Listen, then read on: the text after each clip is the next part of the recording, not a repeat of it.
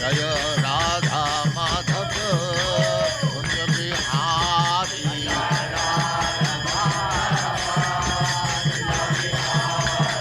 Jaya Radha Madhava Kunja Bihari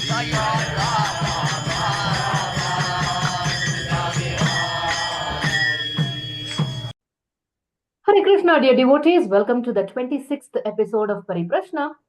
So, if we go back and revisit the beginning of chapter 4 of Canto 1 of Srimad Bhagavatam, the sages posed 4 questions in front of Sutta Goswami, and one of the questions happened to be they wanted to know about the birth of Maharaj Parikshit. So, in answering that, Sutta Goswami looks like he took a little longer route in that we got to know about Ashwatthama releasing 2 Brahmastras and then Krishna saving Maharaj Parikshit in the womb of Uttara, then the prayers of Kunti Maharani. Then after that, Maharaj Yudhishtira went into lamentation, and then Krishna, as a way of helping him get rid of that lamentation, we witnessed the glorious passing away of Bhishma Deva, and then there was a whole chapter dedicated to Krishna leaving Hastinapura. And then another chapter, which we discussed in the previous episode, Krishna's arrival in the holy city of Dwaraka. So there were so many different things going on. So now, today, we will enter chapter number 12, coming back to the actual question that was the birth of Maharaj Parikshit. And then I'm hoping that maybe we can also touch upon yet another powerful chapter, that is chapter number 13, where Mahatma Vidura comes back to Hastinapura from his pilgrimage and he shakes Dhritarashtra up, he wakes him up from his illusion and urges him to prepare for his final journey. So there are so many wonderful lessons that we can learn and imbibe in our own lives by discussing these 2 amazing chapters. So let us continue to inquire from His Grace Kamala Lochan Prabhu. So Hare Krishna Prabhu, please accept my humble obeisances. All glories to Srila Prabhupada. So Prabhu, Vidura is called Mahatma Vidura. And in the very first shloka in the purport, Prabhupada is also talking about Vidura's previous life, what a great soul he is. So if you can also enlighten us about why Vidura is Mahatma Vidura, and also why did he not participate in the war of Kurukshetra? Why did he go on pilgrimage? Vidyarate iti viduraha. Vidura means one who is completely engrossed in spiritual knowledge. Vidya, spiritual knowledge. Rate means one who is engrossed. This name was given by Vyasa to Vidura. Because ultimately, Vyasa is the original father of Pandu and Dhritarashtra and Vidura. So when the Dasi came in front of Vyasa, so Vyasa was not knowing who is Ambika, who is Ambalika. So he impregnated his potency without even touching the body. That was the power of Vyasa. So then a son was born. This boy was so effulgent that Vyasa himself named him as Vidyarate Vidura. Because Dasi, she knew very well the power of Vyasa. So she had a lot of devotion. And now Vidura was born to her. Of course, Vidura is not an ordinary soul. He is Yamaraj himself. Because of the curse of the Rishi, he appeared. He is a Mahabhagavata. So Amsha of Yamaraja, Yamadharmaraja, became Yudhisthira. But Yamaraja himself came as Vidura. So who knows better about Dharma than Vidura himself? And the speciality of Vidura, out of many, many specialities which he has, is Atmasat. Grihe Atmasat Krutaha. Means Krishna accepted Vidura's house to be his own house. When Krishna came as a Duta to do the Raya Bhara, to do the Sandhi between the Pandavas and the Kauravas, so somebody told Duryodhana that Krishna can be corrupted by feeding. If you feed him very nicely, then he becomes very partial and he gives favors. Then Duryodhana made a big feast waiting for Krishna to arrive. When Krishna arrived, Duryodhana, he welcomed Krishna and told, please come to our house. I made a big feast for you. The Krishna smiled at Duryodhana and told, oh Duryodhana, a person goes to somebody's house when that person is very hungry He just cannot tolerate hunger, so he just goes and eats. Mm. Number two, the second occasion where a person goes to another's house to eat is when the person who is invited is very is very loving. He has love for you. Then only you go to the other person's house. Then Krishna told Duryodhana, neither I am hungry to come to your house to eat. Mm. Neither you have so much of love for me for which I had to come to your house. Mm. So he did not go. He was going ahead, chariot. Then he saw Bhishma. He was about to invite, but he did not invite. Krishna smiled and went ahead. Drona thought, I am a Brahmana, so Krishna should come to our house. Krishna smiled and went ahead and went to Vidura's house uninvited. Mm. When you go to somebody's house uninvited, that means you consider that house to be your own house. Mm. So much love you have for the person, other person, in your that you feel that I don't have to inform the other person to go because it is my own. Like it happens in our life also. When you go to somebody's house for the first time, you just wait, knock the door, and he opens the door. Until he says, come inside, you don't go inside. He says, sit down, you sit down. Second time you go, Vijay knock the door, he opens the door, you enter directly, and then you sit down on the sofa whether he says or not. And then the third time you go, you just open the door, you sit inside, go to the kitchen, you consider that house to be your own house. So that much of intimacy Vidura had for the Pandava, Krishna had for Vidura. Because he went to Vidura's house uninvited, and Vidurani, she gave a banana out of Sambrama Seva. But she removed the peels, threw the banana, gave the peels. Krishna ate. Krishna was eating the love which Vidurani had for him. So that is how Vidura is very special. Of course, speciality Vidura can be discussed from the Vidura Niti. Vidura Niti is which he spoke to Dhritarashtra. What has happened? What has happened? Dhritarashtra was very much in anxiety.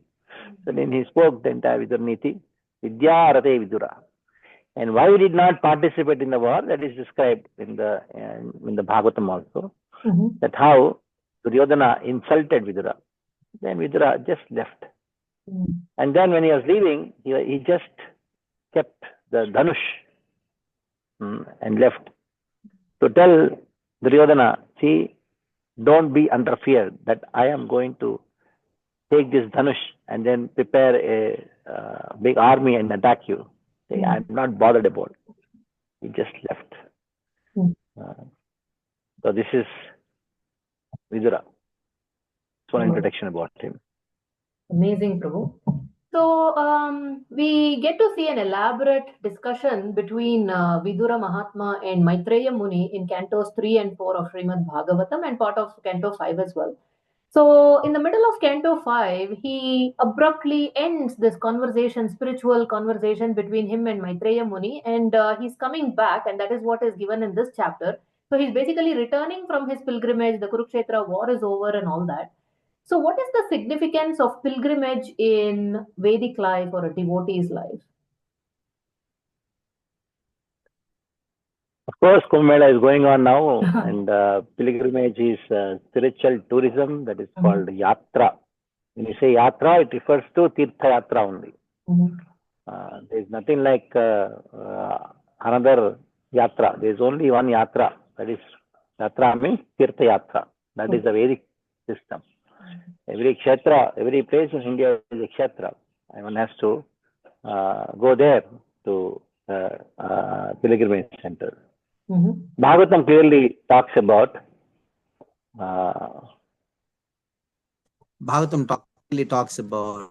the purpose of pilgrimage. Okay. The purpose of pilgrimage is to hear from the advanced souls there. Tirtha Sarileda Karichit Janeshu Vigneshu Sayeva Gokara. A person who goes to Tirtha Yatra but not to associate with the saintly people there, and he doesn't hear Harikatha, the glories of the Tirtha and the Tirtha Kshetra, he is only a donkey. So now we may say that why A person like Vidura, who is so advanced, why he has to go to Tirtha Kshetras? Kirti kurvanti tirthani. Svantastena gadabrataha. A person like Vidura, he doesn't have to go to Tirthasthanas. Because Krishna, whose lotus feet is the abode of all the Tirthas, is there in his heart. But still, saintly persons go to purify the Tirthas, because thousands and thousands of people go. Now it's actually crores, millions of people are going to Sangam, Kumbh Mela, and depositing all their sins. And Ganga, she prays to Krishna, oh Krishna, everybody is depositing their sins in me. How I am going to be purified? Then Krishna says, when saintly people come and take bath in you, that is the time the saintly people purify you. Why? Swantastena gadabrataha. Because I reside in the heart of the saintly people. Swantastena gadabrataha. Since I am in everybody's heart, so then I am the person who purify everyone. So Krishna is in the heart of the saintly people, and they purify. That is why tirti kurvanti tirthani. The purpose of saintly people traveling around is to purify people by speaking Krishna Katha, purify the tirthas by taking part. So we should go to tirthasthanas, not to just take bath in the water of Ganga, in the divine waters of Ganga, but to also take bath in the divine nectar of Harikatha, which is oozing out the mouth of the saintly people. Wonderful explanation, Prabhu. It reminds me, Prabhupada also, when he left the holy place of Vrindavan and went to the west and eventually the entire world, he didn't necessarily leave Vrindavan, but actually he carried Vrindavan with him, and wherever he set foot and wherever he opened his ISKCON center, he created so many more Vrindavans. So, and also an announcement, special reminder for all the devotees. If you would like to know about the spiritual significance of all these various Tirtha Kshetras, and if you happen to know the Kannada language, we have another series of podcasts going on called Banni Hogona. So if you can kindly check it out on Aradhana online YouTube channel, I'm sure that you are going to relish them as well. So Prabhu, I think you wanted to add something, did you? Nothing. Okay. So Prabhu, when Vidura comes back to Hastinapura, he's so selfless. His only motive of coming back to Hastinapura is to continue to be the well-wisher of Dhritarashtra and help him prepare for his final journey. So we know from Mahabharata that how unjust Dhritarashtra was towards Vidura. But in spite of all that, what is the selfless nature of Vidura that he still comes back, disrupting his own pilgrimage just for the sake of helping Dhritarashtra? Yes, and that is the nature of the saintly people, that they would like to deliver everyone, especially those who are related to them. When Vidura thought about Dhritarashtra, my brother, now he is rotting and sitting on the throne, and he's about to die also, but still he's so attached. And he's eating the food which is remnants of Bhima, whom he wanted to kill. So he's leading a very disgusting life. So then that is how he goes and starts blasting Dhritarashtra. So we require some people like Vidura for preaching Krishna consciousness to somebody who is so attached like Dhritarashtra. All good soft words don't work on some people. You require an operation. So Vidura went and blasted Dhritarashtra, saying that, what is this? What kind of life you are leading? You wanted to kill Bhima. And Bhima killed your sons. And now you are eating the remnants of Bhima like a dog. You are a dog. So that made Dhritarashtra develop vairagya. So he went and then he attained perfection of life. So, Prabhu, just now you described that sometimes we have to be harsh. In the previous episode also, you said sometimes we have to be fanatic, we have to be harsh and blunt to shake people up. So here, Vidura, I want to draw parallels within how he deals with Yudhishtira and how he's talking to Dhritarashtra, especially in terms of speech.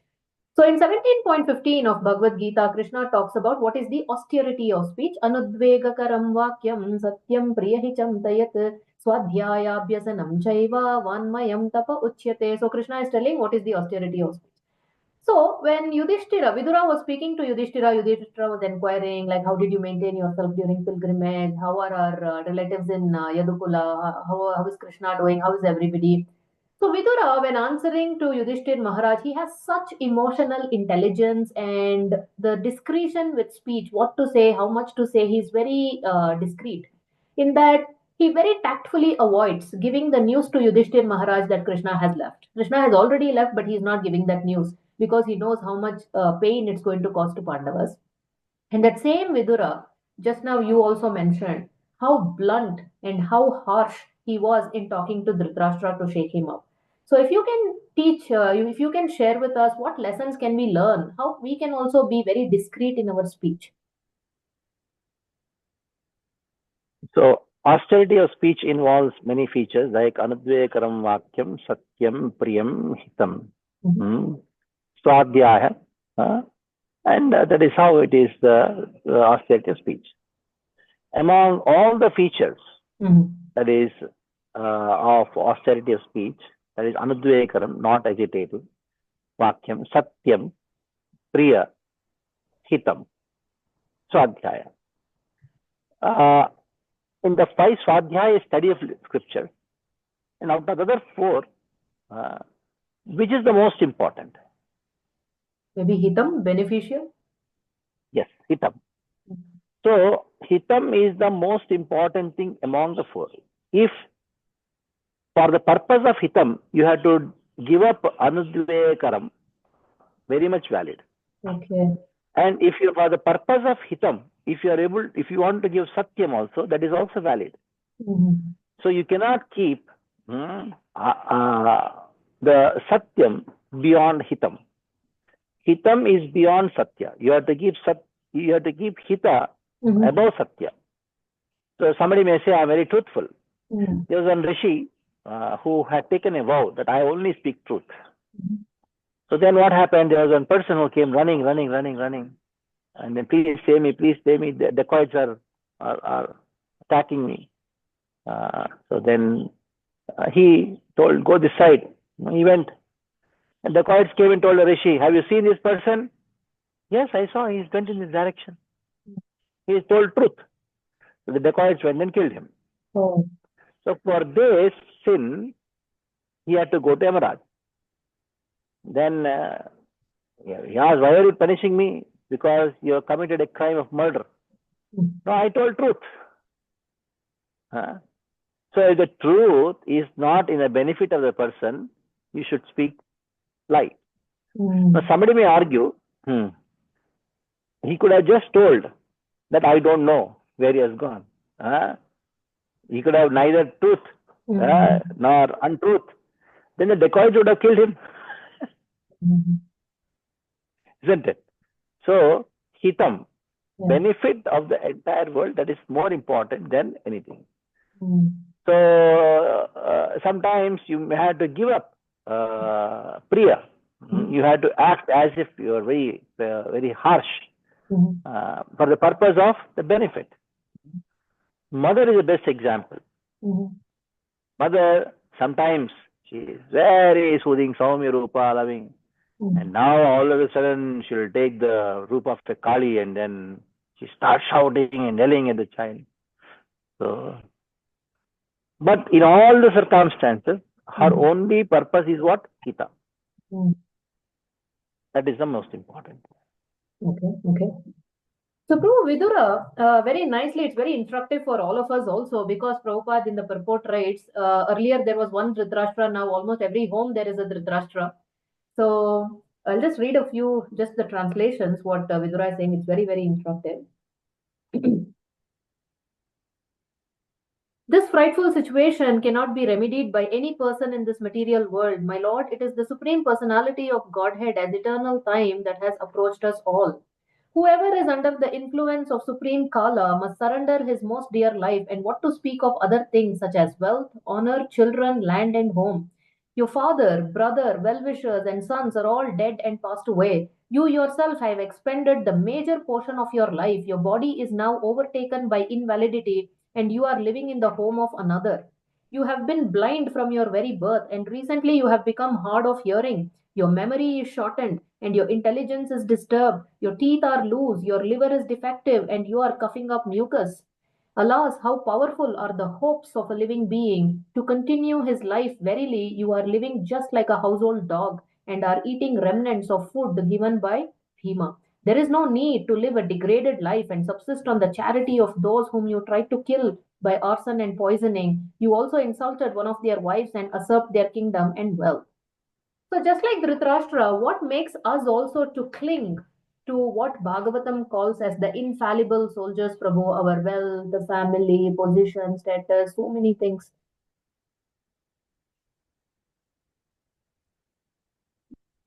This is a truth which has to be understood, which has to be digested.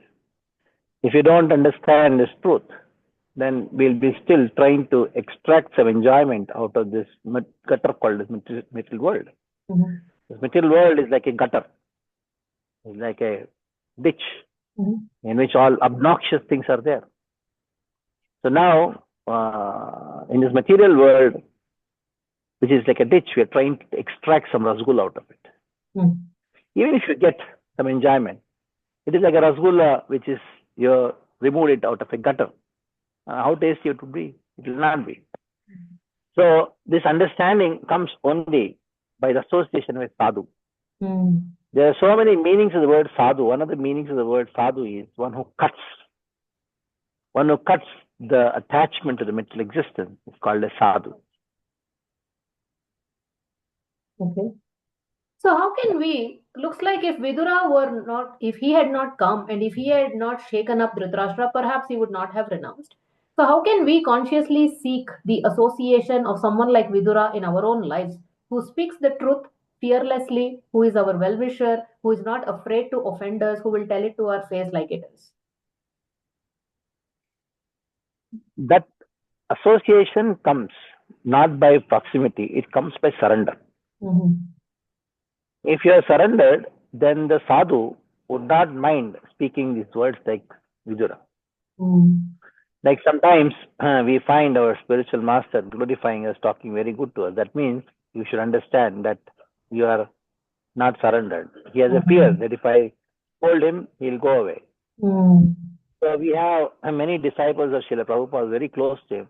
We Mhm. only got scoldings from Prabhupada because Srila Prabhupada had so much of faith that even if I scold him for his mistakes, that person will not Go go away. away. Mhm. That is a faith which Srila Prabhupada has. So if you are surrendered, you are actually installing the faith in the minds of the spiritual master that you can scold me, no problem. Still I'll continue. He'll continue his devotional life. If the spiritual master has some doubt, if I scold him, he may go away, then that means you are not surrendered to the spiritual master. Mhm. And on the contrary, how can we become like Vidura for our own family members to shake them up from their illusion and attachment? That depends on one's spiritual strength Mhm. and renunciation. It is not easy. Mhm. That is why I always recommend, don't try to, you can only beg your family members to be Krishna conscious, Mhm. but don't try to be guru onto your onto your family members. Okay. So, Prabhu, in the current context, we cannot necessarily leave like Dhritarashtra and go to the forest. I don't think that is recommended as well. So, what is Vanaprasta's relevance? How do we prepare for our Vanaprastha life? Anyhow, we are all already in a vana, concrete vana, called city. Mhm. It is a concrete jungle. Mhm. And you may say, oh, we are living among human beings. I really have a doubt whether they are really human beings or not.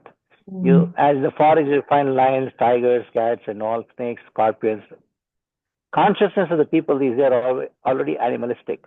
So Mhm. though they have two legs and look like human, their consciousness is already like animalistic. So you're already in a vana. Mhm. So in the age of Kali, the best way to take a vanaprastha is to actually take a full-time preaching Krishna consciousness, Mhm. establishing Sanatana Dharma, or spend maximum time in spreading Sanatana Dharma, teaching Bhagavad Gita and Bhagavatam. Mhm. So that is how we take vanaprastha. Okay. Even sannyas, He's also kind of vanaprastha. Sannyas means one who goes to vana, one who gives to the society. He gives the society for the society. He gives the society for the society, for the betterment of the society. That is to serve Krishna 24 hours a day. That is the purpose of sannyas. And purpose of vanaprastha is also the same. So, take up the teaching of Bhagavad Gita and Bhagavatam. That is called vanaprastha. Even if you want to go to the forest, where will you go there? Yeah. There are no forests anymore these days. Even in the forest, you have internet. So I was in Udupi last week, and we were going through to Subramanya and all these places. So it is dense forest. So there also you have your smartphone and internet connectivity. So how can you be in forest when you have a smartphone and internet connectivity? You are in the city. You are connected. The whole world is there. Yes. The best is to reach Krishna consciousness. That's called vanaprastha. Okay, very nice. So, Prabhu, I want to draw everybody's attention to one of my favorite, very striking purports that Prabhupada writes. So, Vidura's mission is accomplished. He successfully was able to shake Dhritarashtra up from his illusion. So, Dhritarashtra leaves along with him. Gandhari also follows. So now, when Yudhishtira Maharaj, as usual, comes one morning to pay his respects to his elders, he sees that they are not there, and he is wondering where they have gone. And again, as a testimony to his goodness, he is holding himself responsible for their departure. And he rushes to Sanjaya and asking, "Do you know where they have gone, my uncle and aunt?" And in that context, Sanjaya is speaking the shloka, and Prabhupada writes this very, very, very brilliant purport. I'll just read that. Sanjaya uvacha Naham Veda Vyavasitam Pitrorvakulanandana Gandharya va Mahabaho Mushitosmi Mahatmabhihi. Sanjaya said, "My dear descendant of the Kuru dynasty, I have no information of the determination of your two uncles and Gandhari. O king, I have been cheated by those great souls." So for this last line, "O king, I have been cheated by those great souls," Prabhupada writes this. That great souls cheat others may be astonishing to know, but it is a fact that great souls cheat others for a great cause. It is said that Lord Krishna also advised Yudhishtira to tell a lie before Dronacharya, and it was also for a great cause. The Lord wanted it, and therefore it was a great cause. Satisfaction of the Lord is the criterion of one who is bona fide, and the highest perfection of life is to satisfy the Lord by one's occupational duty. That is the verdict of Gita and Bhagavatam. Dhritarashtra and Vidura, followed by Gandhari, did not disclose their determination to Sanjaya, although he was constantly with Dhritarashtra as his personal assistant. Sanjaya never thought that Dhritarashtra could perform any act without consulting him. But Dhritarashtra's going away from home was so confidential that it could not be disclosed even to Sanjaya. Sanatana Goswami also cheated the keeper of the prison house while going away to see Sri Chaitanya Mahaprabhu. And similarly, Raghunath Das Goswami also cheated his priest and left home for good to satisfy the Lord. To satisfy the Lord, anything is good, for it is in relation with the absolute truth. We also had the same opportunity to cheat the family members and leave home to engage in the service of Srimad Bhagavatam.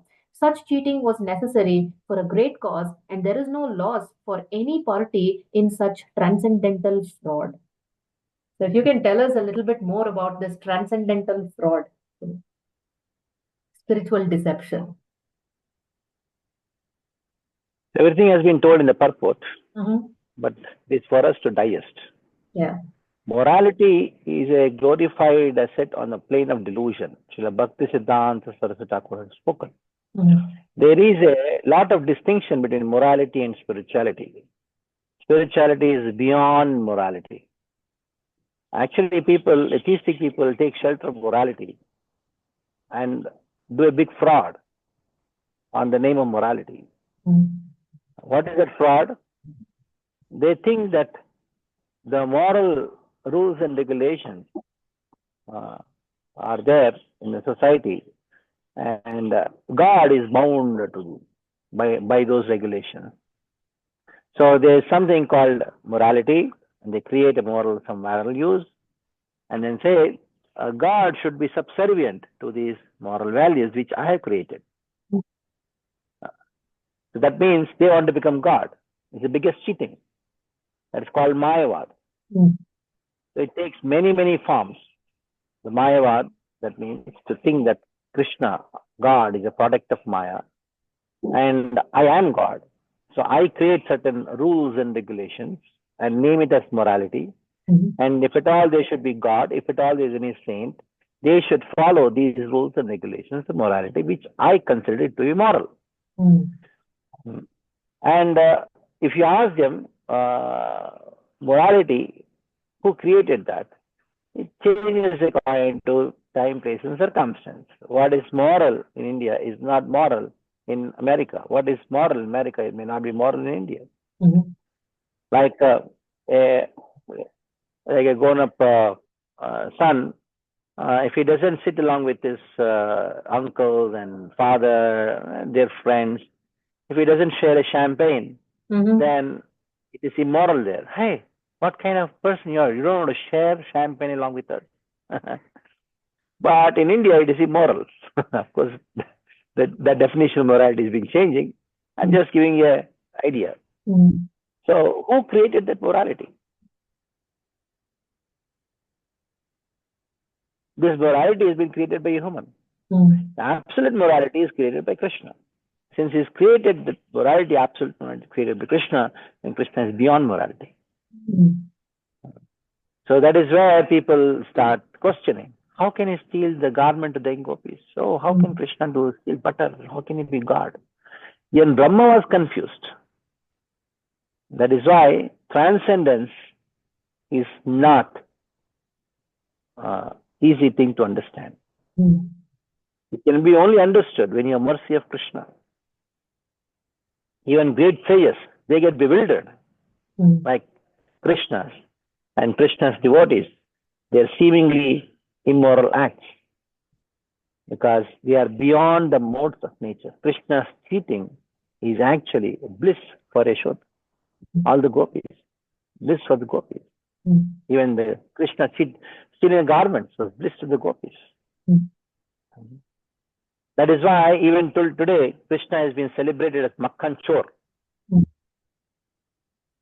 And there is one Ashtakam called Chauragraganya Ashtakam.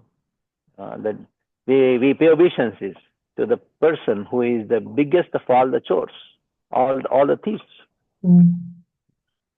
Krishna not only told lies, he told Yudhishtira, who is the personification of truthfulness, to tell lies. So when Yudhishtira, he did not accept it, Yudhishthira's chariot, which was not touching the ground, touched the ground because Krishna is absolute truth. So on the moral platform, even morality and truthfulness is immoral and false.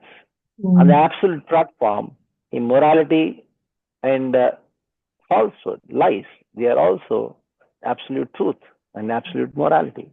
So that is why to understand the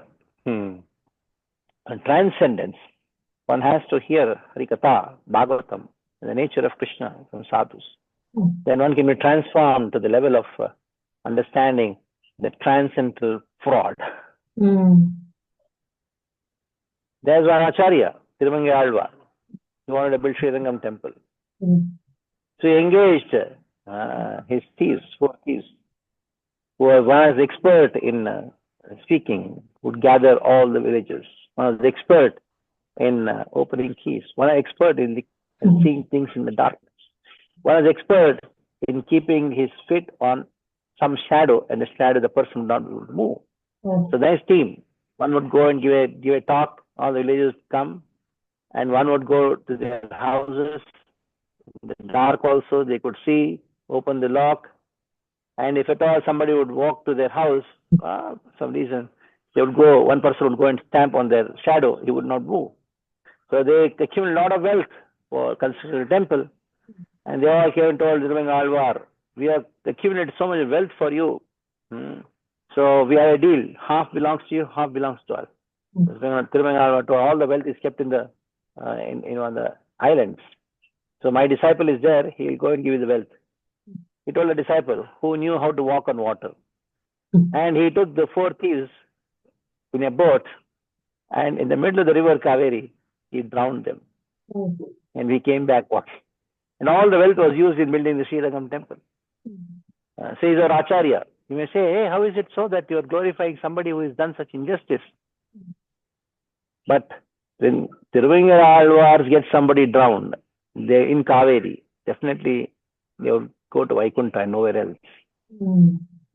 So, understanding this contradiction in absolute truth, how his seemingly immoral things is absolute morality, how seemingly he is speaking lie is absolute truth. This can only be understood when somebody has the mercy of Krishna and the Guru Parampara Acharyas. Fascinating story. So, Prabhu, one word of caution here. How does one not justify one's own dishonesty in the name of spirituality here? I think Prabhupada writes here, the criterion is to satisfy the Lord. Yeah, criterion is satisfy the Lord. Okay. Criteria is to satisfy the Lord. Lord becomes satisfied by any act by which Krishna becomes satisfied, that is absolute truth. Okay. So, Prabhu, why Yudhishthira? I asked a similar question in Bhagavad Gita beginning also. Why Arjuna is so good that in spite of Duryodhana being such an aggressor, still he is showing this overwhelming compassion for him. Similarly, Yudhishthira, just recently we saw in one of the chapters, he was holding himself accountable for the massacre that happened in Kurukshetra war. And now, in spite of all that Dhritarashtra has done, still he's saying, no, they must have felt bad. I must have offended them because they took care of me so nicely, even when my father was not there. And I killed all their sons. So they must have taken offense and left. Is this really genuine? Is he really this good that he's feeling this level of lamentation and holding himself again responsible for the departure of his uncle and aunt? That is the nature of Yudhisthira Maharaj. Yudhisthira Maharaj's goodness, dharma, is so wonderful that he just cannot tolerate others' pain. So, Yudhisthira Maharaj's nature is been very much nicely described in his verses. Naham Vedagatim Vitro Bhagavan Kvagataitaha. So, he is experiencing grief that maybe I have not treated them properly. That is why they must have left. So it is extreme level of goodness which Yudhisthira Maharaj has that is being depicted. So the last section where Narada Muni is instructing Maharaj Yudhishthira, the arrival of Narada, is this again orchestrated by Krishna to remove the lamentation of Yudhishthira? The timing seems like perfect. Yeah, Narada arrives at a perfect time, in a perfect place, for perfect speech. Yeah. So he gives again, this could be a whole discourse on its own, just what Narada Muni is instructing. He's talking about the power of time, and he's also saying you are not the protector of your aunt and uncle. So he's telling Krishna is the ultimate protector. So in life, people come together for a while and they disperse. So how can we also, sometimes we knowingly, unknowingly tend to play the role of Krishna for others. We feel like if I am not there for this person, what will happen if I don't maintain, if I am not the caretaker? So what can we learn from Narada's instructions here? Narada is instructing all of us through Yudhisthira Maharaj. Now, Dhritarashtra and Gandhari, they are left. Correct. And Yudhisthira Maharaj is lamenting. And the lamentation what he's having is because the mode of goodness. And now Narada is pacifying Yudhisthira Maharaj. He says, do not lament. What is the use of lamenting? Ma kanchana shucho rajan, in the 13th chapter, 41st. Yes. Ma kanchana shucho ho rajan, yadishwaravacham jagat. Yadishwaravacham jagat. Yad ishwaravacham means vasham jagat. Whole world is according to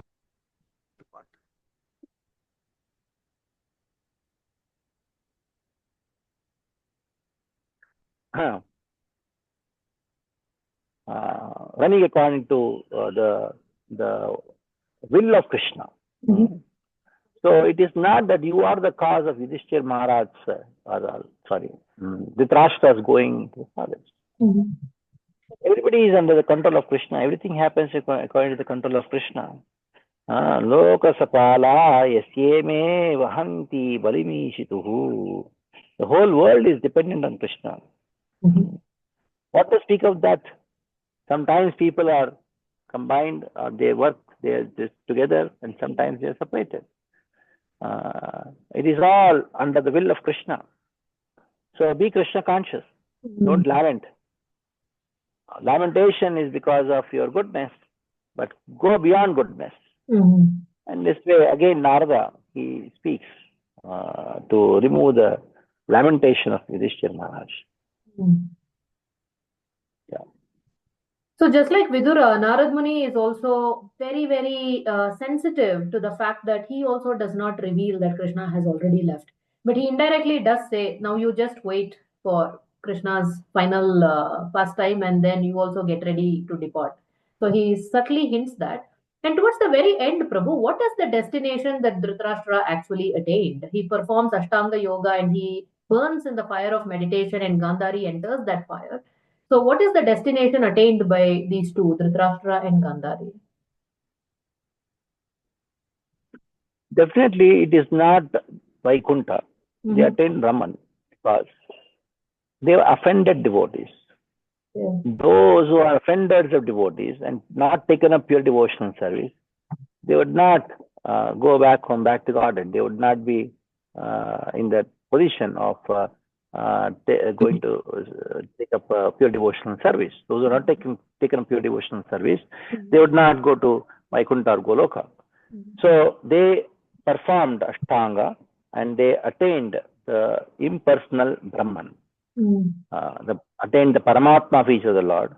And that is why the Ashtanga Yoga went there. So that's the destination which they have. And what happens to Vidura, Prabhu? Does he go back to his playing the role of Yamaraj after this? Yes, Vidura is a great devotee, he's an exalted devotee, and he's also he goes to back to the position of being Yamaraj. He's a devotee. Wonderful, very nice. So Narada removes the lamentation of Maharaj Yudhisthira and he also departs, continuing to instruct people, instruct devotees. So Prabhu, focusing on this, yet another amazing chapter, chapter 12, Birth of Emperor Parikshit. Why is it that the sages are so eager to know about the birth of Maharaj Parikshit? What qualities make someone's life truly worth hearing about? Birth of Parikshit Maharaj has been described in the 12th chapter of Bhagavatam. The birth of Parikshit is very, very, very interesting. The reason is, Krishna personally protected him without he praying for him. He was just in the womb of Uttara. And Krishna personally came and protected Parikshit Maharaj. The only reason is, Parikshit is connected to the Pandavas. So, Krishna not only protects devotees, but he protects those who are in relationship, those who are in connection with his devotees, those who are related to his devotees. So, this is how even Sarvabhaumacharya also recognized the same thing when Chaitanya told that Krishna has delivered you. No, it is not because of Krishna, it is because of Gopinath Acharya, who had a great desire that I should be delivered. So when the devotees desire that my son, my daughter, my friend should be delivered, Krishna, he shows mercy to them. He protects them.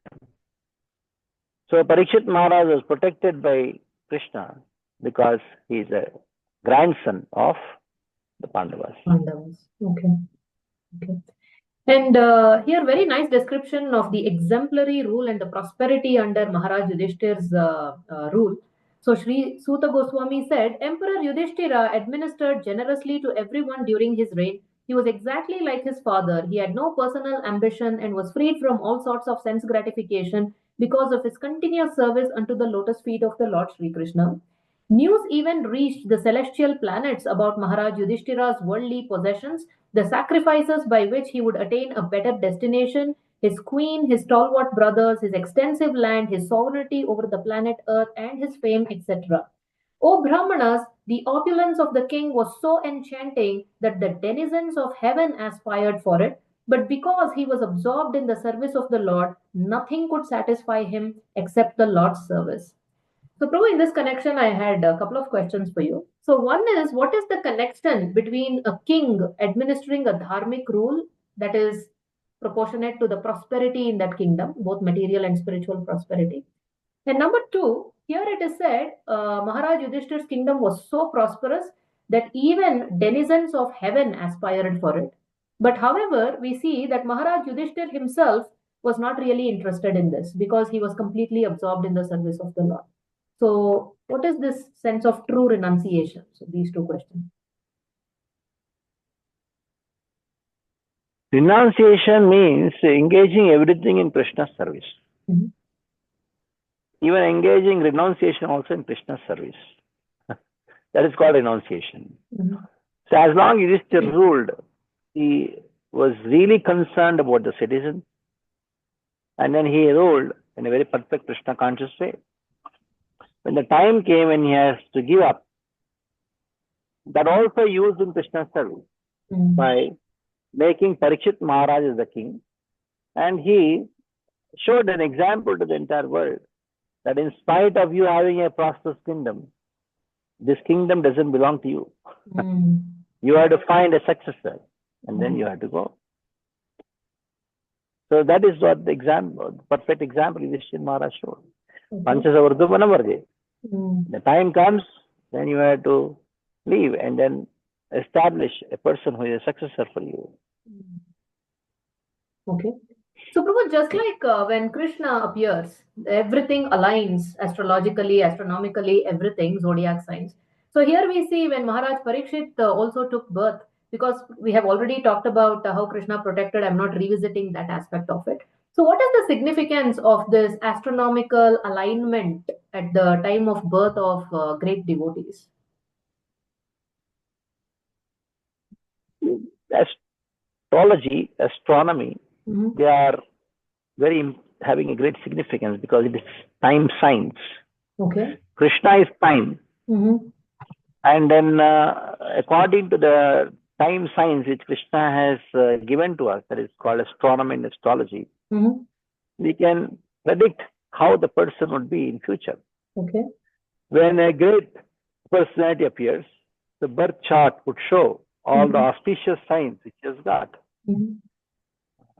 Even all great personalities, you see their astrological charts, they can predict how they would conduct their life. When Srila Prabhupada appeared, even, of course, Krishna is God himself, and Krishna's own chart, though he's not under karma. So that's how the chart, it shows all the interesting features is going to happen in life. Great personality. It's very important to make the chart. So, what to speak of the current, predominantly many people are opting for Muhurat C-sections. They're selecting the date and time and then giving birth. So, what happens during this? Two comments Mhm. on this particular thing. Many people ask me about it. Mhm. First thing, I don't recommend that. Okay. You're trying to control time. It's Mhm. impossible. Mhm. It is impossible.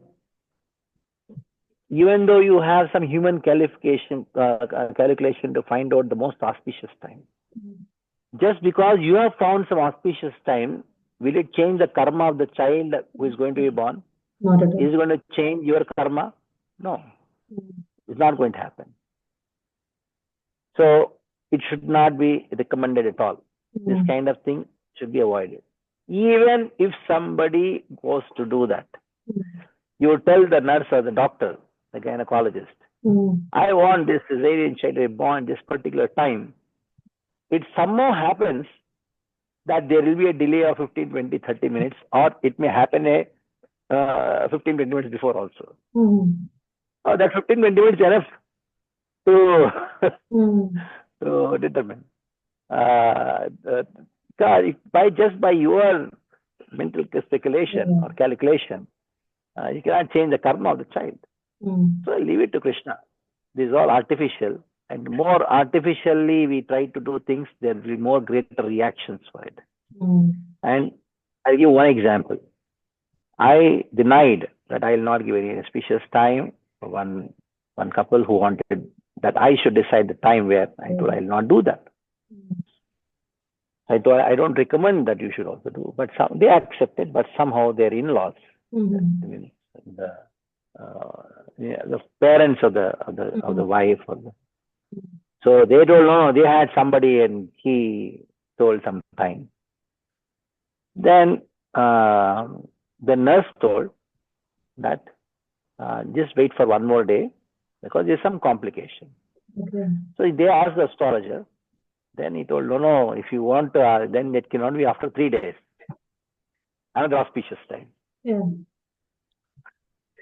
Then they enforced that you should do today itself. What happened? The mother, of course, the baby was quite fine because of certain complications she had. She had to be in ICU for a few days. Of course, Krishna mercy became. And to such an extent, they forced the doctor to do that. In spite of the doctor saying, no, there will be complications. So reactions come. Don't go against nature. And also it's a disservice to the child, isn't it, Prabhu? Then the birth chart will vary just because they change the time, the karma is not changing like you said. And the chart is based on the birth time. Karmana daivanetrena. Very complicated. Karmana gahana viduhu. So it's not very easy. Now tell me one time where a child is born, everything will be wonderful. No. If you have one problem, there will be another problem. If you don't have one problem, another problem will be there. If you have not that problem, there will be another problem, like that. Okay, nice. So, Prabhu, the 13th shloka. Tasya Pritamana Raja Vipraydhaumya Kripadibihi Jatakam Karayamasa Vachayitva Cha Mangalam. King Yudhishtira was very satisfied with the birth of Maharaj Parikshit, had the purificatory process of birth performed. Learned Brahmanas headed by Dhaumya and Kripa recited auspicious hymns. So what is the significance of performing the Shodasha Samskaras, Prabhu? They are almost fading out except for maybe Namakarana and Vivaha Yajna. Who does all these Jatakarma and different things? Sanskara means purificatory actions and it has to be done. For good progeny, purificatory activities should be done right from Vivaha. Now these days, the Vivaha Sanskara itself is not happening. It is marriage. There is a lot of difference in marriage and Vivaha. Vivaha is a Sanskara, marriage is a contract.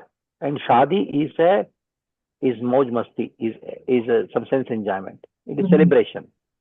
Shadi means celebration. So you celebrate, after some time, you celebrate somebody else. You celebrate somebody else. So that's called Shadi. It's a Urdu word. Marriage is a Christian word, a contract.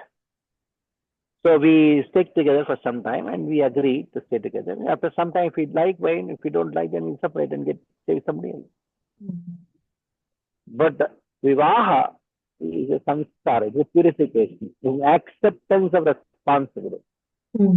Unfortunately, these days, marriages are conducted, studies are happening, but not Vivaha. After that, their sanskar starts, then Garbhadana, very important.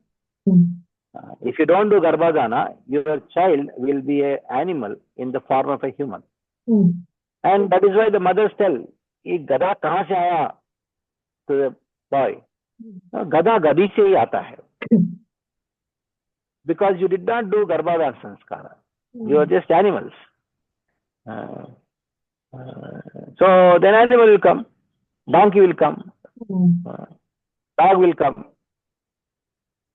So Garbhadana sanskara, where the Brahmanas, they educate the husband and wife that it is your responsibility, procreation, and that is Krishna.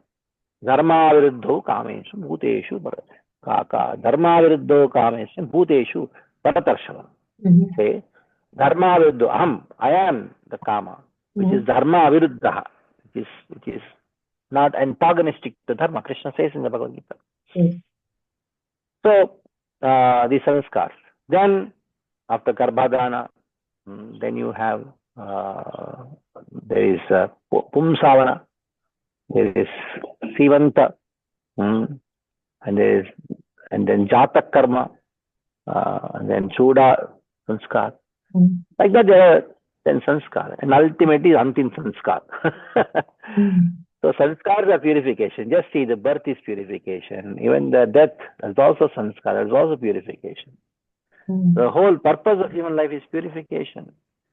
In spite of your all opulence, it is impure. You have a golden thali, plate, in which impure things are there. Will you eat it? It's golden. So what is the use of your opulent life if it is impure? It is better to have pure food on some banana leaf which has some not so opulent. So these days people want opulence but not purity. That's the problem. So, Prabhu, the Brahmanas give a very appropriate name, calling this baby Parikshit, the examiner, one who examines everybody that he found. Is this the same person who came and protected me in the womb of my mother? So, what is the significance of giving meaningful names to the babies? Meaningful name is actually Dasa. Okay. That is the only name which is meaningful. Other names are actually not having any meaning. Actually, when the Nama Sanskar happens, the Purohita, he asks the parents, the baby is lying on the lap of the father, and he asks the parents to recite in the ear of the baby, Mama Nama, and he asks, what is your Kula Devi's name?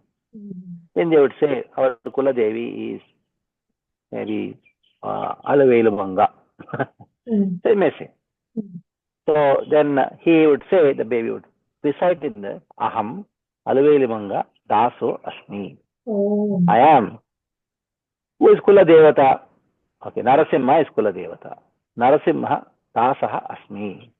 And then who is your Ishta Devata? Krishna. Krishna Dasaha. So this is how they would loudly tell in the ear of the baby. Then the Pujari will ask, what name you want to keep? What name you want to call him? What is your desire?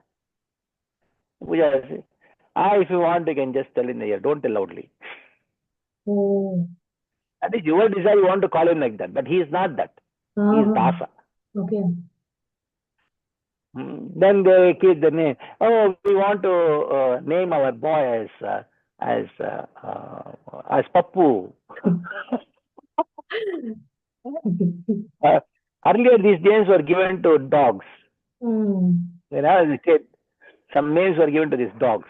Dandy, and Doggy, and some strains. I don't know the names now. Some name. And now they are keeping these names for the children. So you want to call him by that, that is it's your this thing. But actually, this person is Dasa. Servant.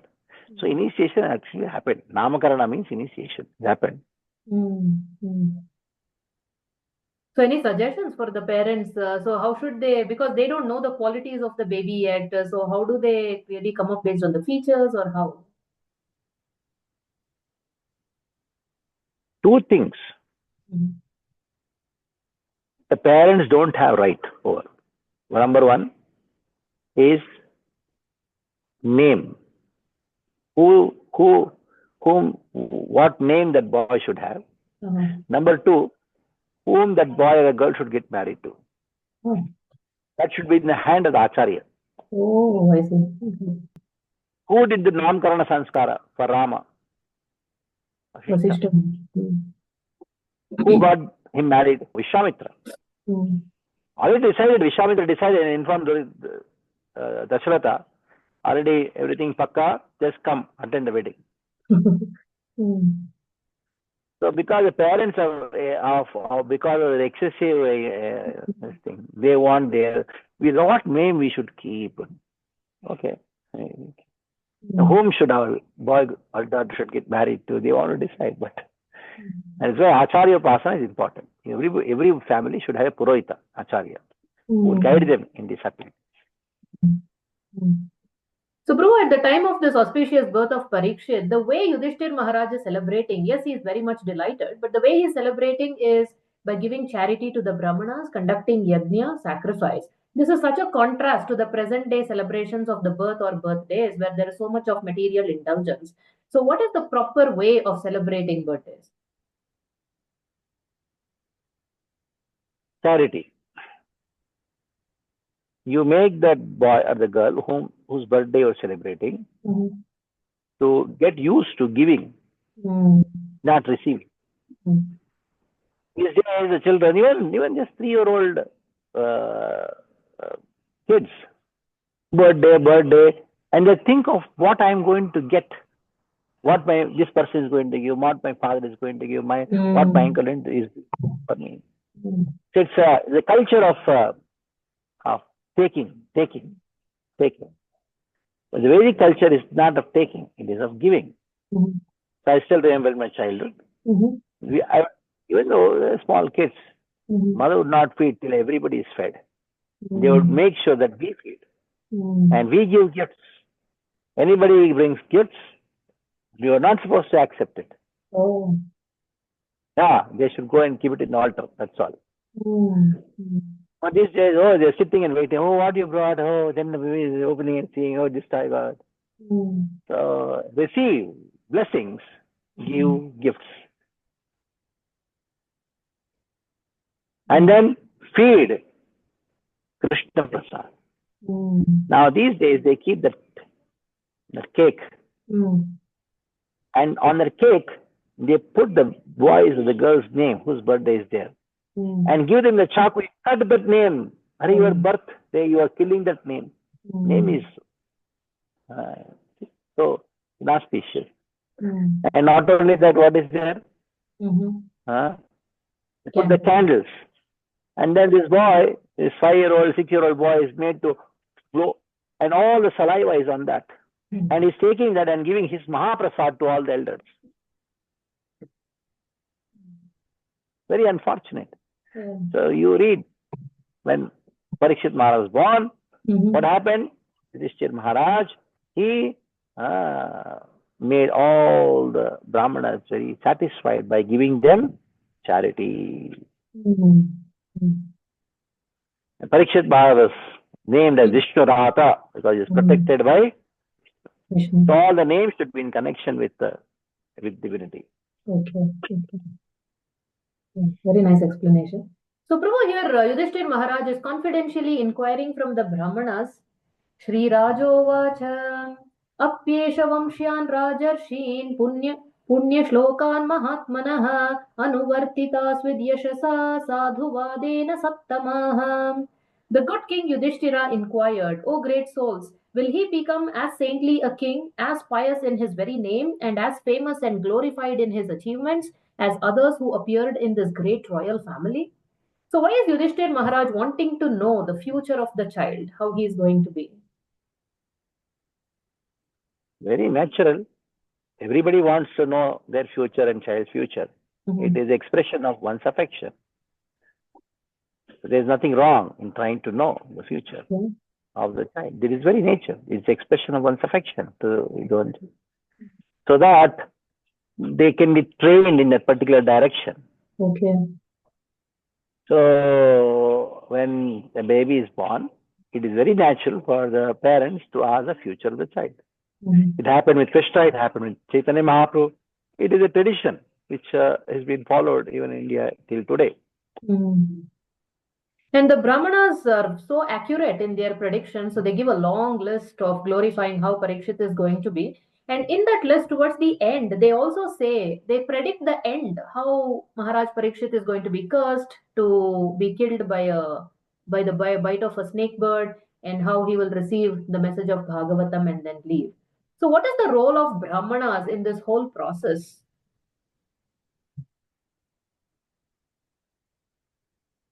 The Brahmanas, they are so expert. Mhm. They are not kovidaha. Daiva kovidaha. Kovida means expert Mhm. in the science of astrology. And they described about the different qualities of Parikshit Maharaj. Okay. And also they described the glory of how Parikshit Maharaj is living the world also. They gave an indication. By hearing this, Yudhisthira Maharaj was very satisfied that we have a son who can take care of the kingdom very nicely. By hearing this, then later on, Yudhisthira Maharaj makes Parikshit as the king, and he also rules. Okay. So, Prabhu, in the end of this chapter, it is said now Krishna departed to Dwaraka. But however, in the series, the sequence that we are seeing in Bhagavatam, already Krishna departed. He departed to Dwaraka in the previous chapter. So, why is there a non-linear approach? What Bhagavatam is taking, is this a kind of storytelling method which keeps the storytelling interesting? They go back and forth a little. When Vyasa, he narrated Bhagavatam to Sukadeva Goswami, and later on he wrote it. He was not in his normal consciousness. He was drowned in Krishna Prema. Okay. So that's why the Bhagavatam has a specific nature of not following a chronology. When you are maddened in Krishna Prema, you speak something here, something here, something there, like that. But when you are very hungry, you have a big plate of so many things, you eat that, you eat this, anything which comes, you just go on eating because you want to eat everything at once. Yeah. Because of your love for that food. In the same way, and when you are love with Krishna, I want to speak of everything at the same time. So the chronology, especially chronology, is not such an important thing in the Vedic system of history and all, in literature also. Of course, you can consider that, but that is not the primary thing. Okay. Like sometimes in the third canto, it happens that there is a description of the appearance of Varaha. In one story, two stories are there together. Two pastimes are combined and spoken. So in one appearance, there Varaha delivers the earth. Other Varaha kills Hiranyaksha. Okay. So both together are described. Yeah, Shvetavaraha and Raktavaraha, both Varaha pastimes are described in one. Because Vyasa, Bhakti Yogi and Manasi, Samyak Pranitya. He was totally entranced, Bhakti Yoga. Okay. Thank you, Prabhu. Wonderful discussion, chapters 12 and 13. So, Prabhu, as you said, Vidura... like you had this thing. First you discussed 13 and then 12. Yes, Prabhu. In the series. So that's also chronologically. Yes. It just happened spontaneously. I started and then I didn't want to go back, so I thought let it go as it. Paramatma wishes. So, Prabhu, now for the Brahmastra section, right in the beginning, you said Vidura actually is Yamaraj himself. So, in today's Brahmastra, I'm going to name you some great personalities, both positive and negative, from various scriptures. So, if you could enlighten us, who were they previously? So, just previously. like previous life or previous. Yeah. Brahmastra is becoming tougher and tougher. Okay. So, the first one, Prabhu, Haridas Thakur. Brahma. Okay, very nice. Putana. Putana, Bali Maharaj's, sometimes it is described Bali Maharaj's daughter, sometimes Bali Maharaj's wife. Okay. Mostly his daughter. Okay. I think she was Ratnamala or something. Ratnamala. Yeah. Okay. Gajendra. Indradumna. Vyasaraj King. Pandya King. Okay. Vyasaraj Tirtha is Prahlad. Okay. Gokarna. So he is also Prahlad, and Raghavendra Swami is also Prahlad's incarnation. Shankakarna had 4 births. Okay. Prahlad, Barilika, Vyasatirtha, Raghavendra Swami. Oh.